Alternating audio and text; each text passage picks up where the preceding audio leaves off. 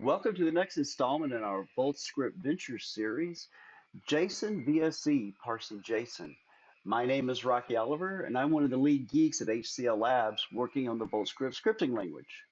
Now, JsonVSE is a powerful VoltScript extension that makes working with JSON very easy and intuitive. It can be used to both parse existing JSON, either from a file or from a string such as an HTTP call, or it can be used to build JSON objects. There are really two main classes that we use when working with JSON VSE. One is the JSON parser. This is the object we use to actually load our JSON into an object from a source, whether that source be from an existing file on a hard drive, from an existing string in memory, or from another existing JSON object. It returns the resulting JSON object by using the get root object call. And inside a JSON object is a set of methods and properties that allow you to manipulate, test, and work with your JSON object.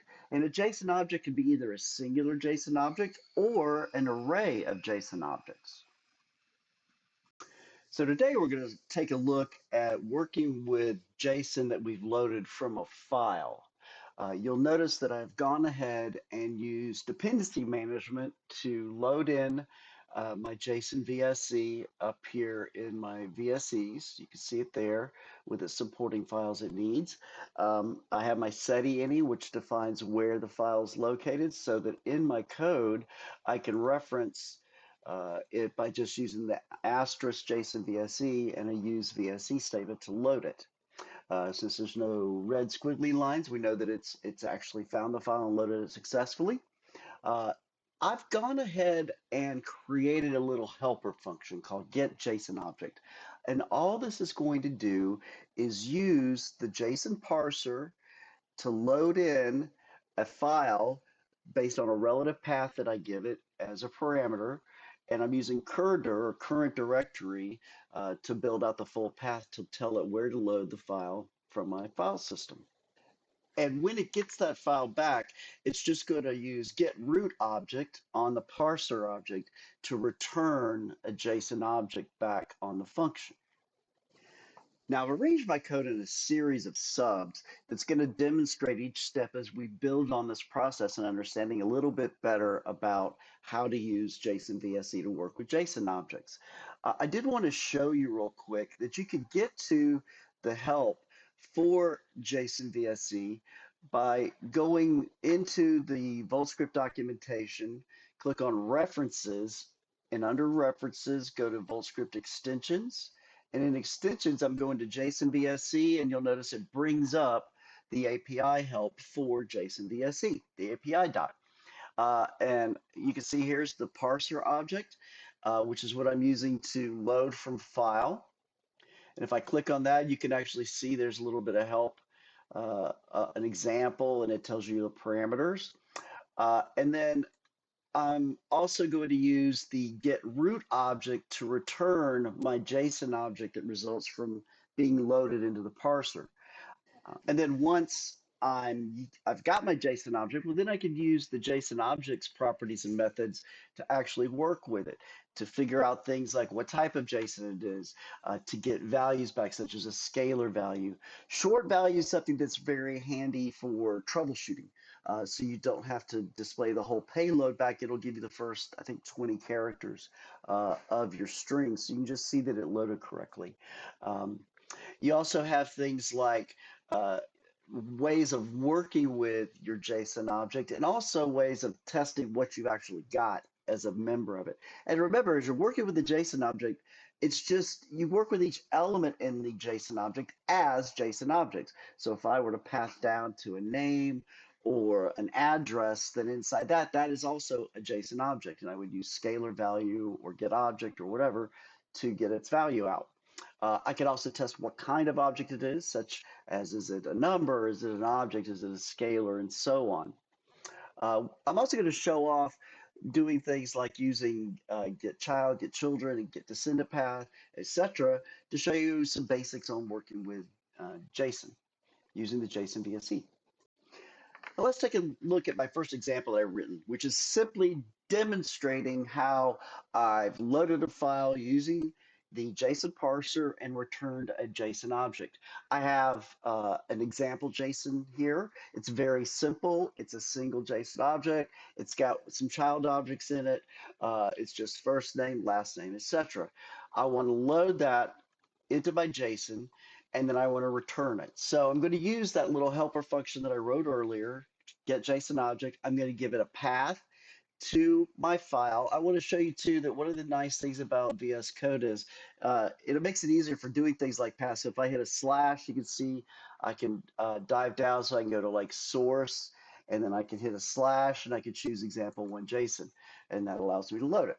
So now that I've got this, let's take, we're going to put this sub up to our initialize, because that's what's going to actually run when I execute it. I'm going to do a call, and I'm going to do load JSON from file. All right, save it. I'm going to hit Control F5 and then enter, brings up a terminal and runs it. And you can see it's returned my JSON for me.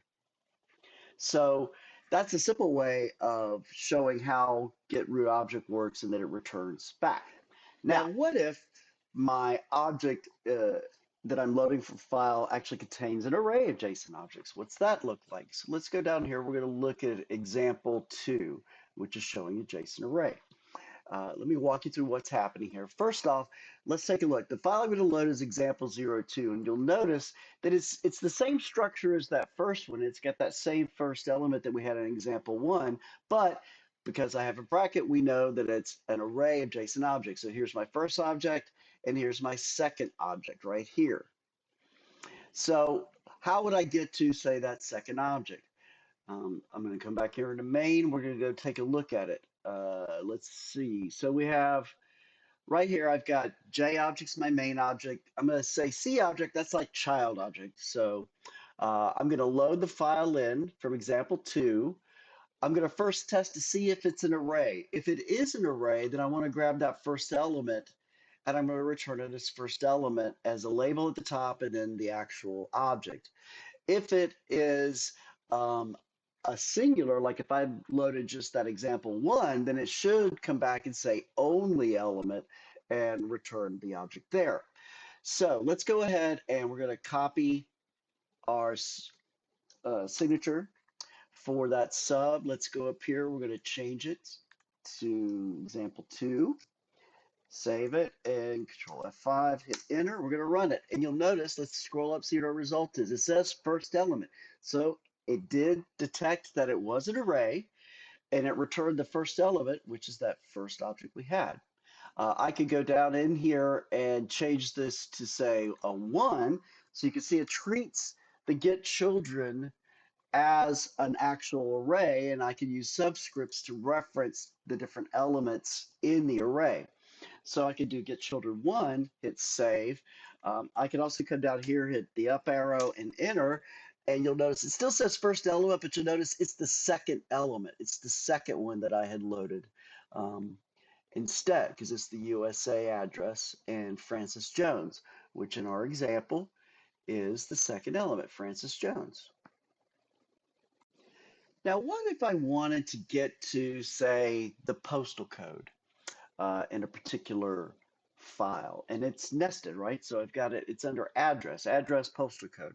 Now I can walk down the children and get to it that way, but we've also added a shortcut feature into JsonVSE, into the JSON object model, that allows us to use what we call a descendant path to get to it. So let me show you what that's doing. I'm going to go back to using the first example, example 1 JSON. And what I'm going to do is I'm going to check to make sure that the path I'm trying to access exists. So I can use isDescendantPath to do that. IsDescendantPath will take a path using a delimiter for each of the steps in your path up to 3 levels deep. And you could do that. Now, the default delimiter is a front slash. If you are using a different delimiter for your path, then you could actually change it. I could change it to, I don't know, a dash or whatever if I wanted to.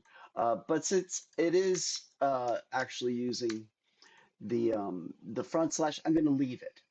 And then So what I'm going to do is check to make sure that the path exists. If it does exist, then I'm going to return it using getDescendantPath. Works the same way as isDescendantPath, except that it returns back the JSON object represented by that path. So once it comes back, I'm going to use scalar value because I know it's a scalar to return its value. Makes it a little easier to get just the value instead of doing toString, which will return all the curly brackets and everything. So let's take a look at what this looks like when it actually runs. So I'm going to grab this signature. We'll go up here to our initialize event. I'm going to put that in there. I'm going to save it. We'll come down here, hit the up arrow, and enter. And you'll notice it is a path, true. So I got my true back. Is this in the path worked? And then it returned the postal code for example 01. If we go look at example 01, the postal code is NE11TT. And if we look, that's exactly what we got back. So there you go. That's how you use this descendant path to actually get a value out of a JSON object. But what if I wanted to get a value from an array of objects that's inside a parent object? So let's say in example 1, I want to get the first name of the second kid, which would be Fred. I want to get that from this parent object. We can see children as an array of objects. So what I would need to do is I could actually string together the calls needed to get to that area using dot notation.